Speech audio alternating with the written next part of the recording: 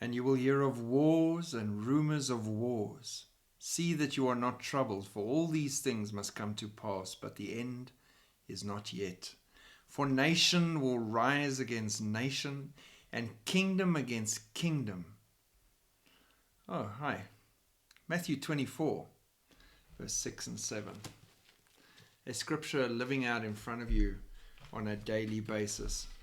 Wars and rumors of wars, nation against nation, kingdom against kingdom.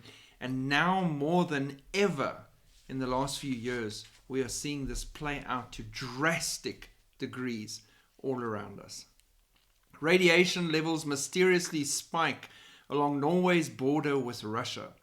The radiation levels are clearly higher than normal, and authorities have said that the cause of the mysterious spike is unknown.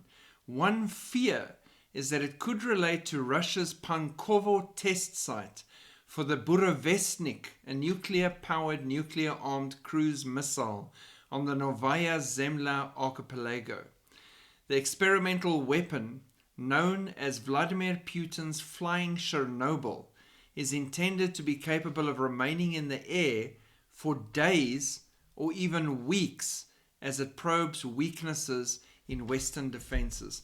How evil and dark are the times that our technology abilities and our brains have been put to use to ensure that a nuclear weapon can stay in the air for days and weeks, just probing for weaknesses in your defenses before it gets the command to strike.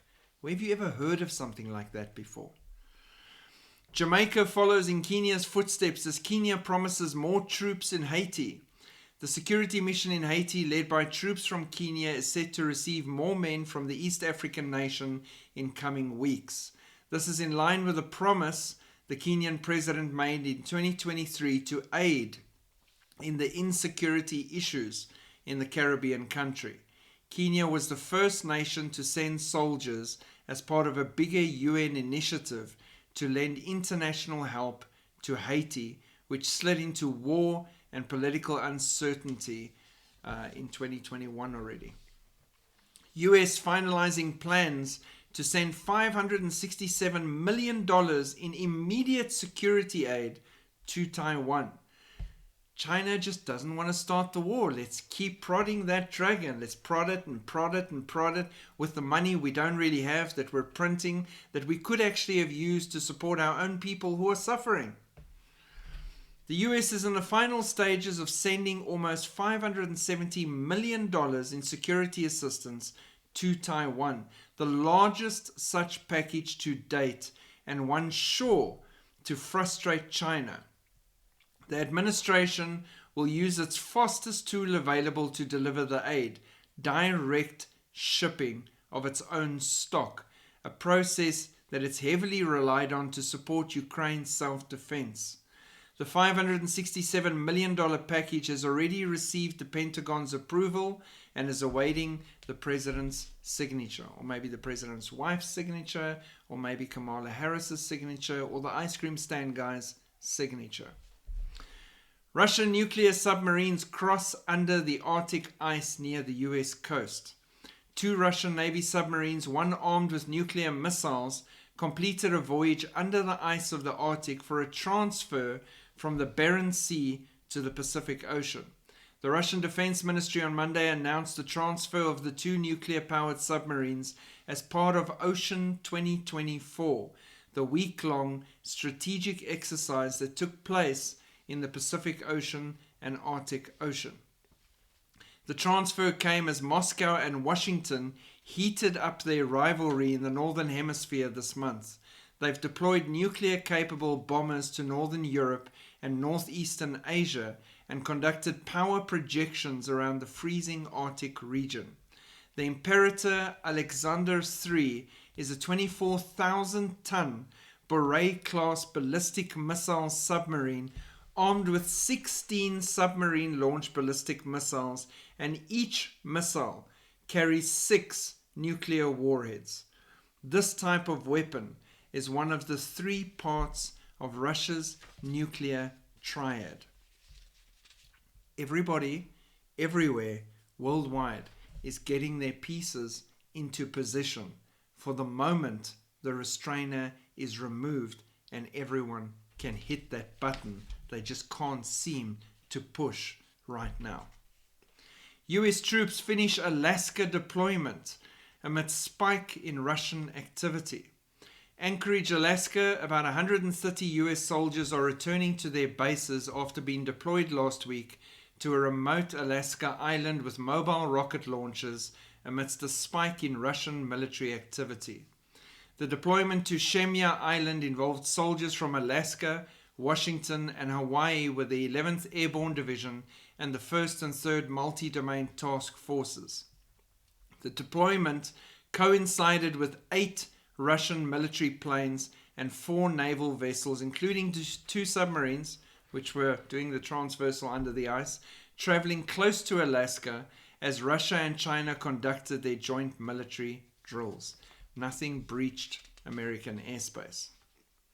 And then South Korea is now threatening military response to North Korea's trash balloons. They've had enough of the trash coming across the border from North Korea all the time. South Korea's Joint Chiefs of Staff said Monday that Seoul may respond militarily to any casualties caused by North Korea's launching of trash balloons. North Korea's grey zone provocations are continuing and causing inconvenience and anxiety to the public. So we have summarized the military's position to date and delivered a message. This is an internationally shameful and petty act that creates discomfort and anxiety to our people and is a low-level act intended to incite conflict. Though there were no issues so far that warranted a military response, Seoul would consider a military response if there were direct casualties caused by the balloons. If North Korea continued trash balloons are judged to pose a serious threat to the safety of our citizens or to have crossed the line, the military will take action. North Korea has launched a total of 5,500 trash balloons at South Korea on 22 occasions from May the 28th to September the 23rd. Several fires have been reported in metropolitan areas caused by heat timers attached to the balloons. So not only are they sending trash across, which includes feces and all sorts of plastic and other rubbish, but they are putting timers on the balloons, heat timers, that start fires when they come down. So then that becomes a literal threat. And also when the trash balloons are going across the runway and you're trying to control air traffic, that causes a threat. So indirectly, South Korea is saying, if you keep this up, we're going to respond militarily and stop this immediately.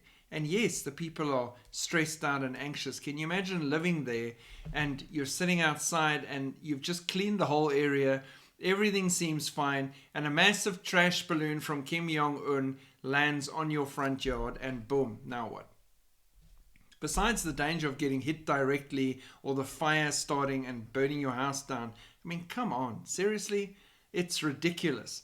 But it is always to keep pushing each other to get to that point of, now we're at war, let's just get this thing going. Because that's where they're all aiming.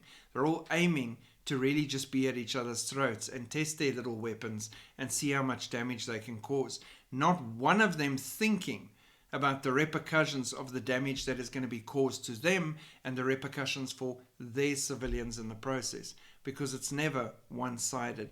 Both sides are going to get hurt equally badly in the situation, some places more than others. And so we see the Bible's prophecies again coming to life in front of us. Are we worried? No. Are we stressed? No. Why? We have our shepherd. We have Jesus. I have nothing to fear. God bless. Keep watching. Keep looking up. Keep spreading the gospel. Shalom.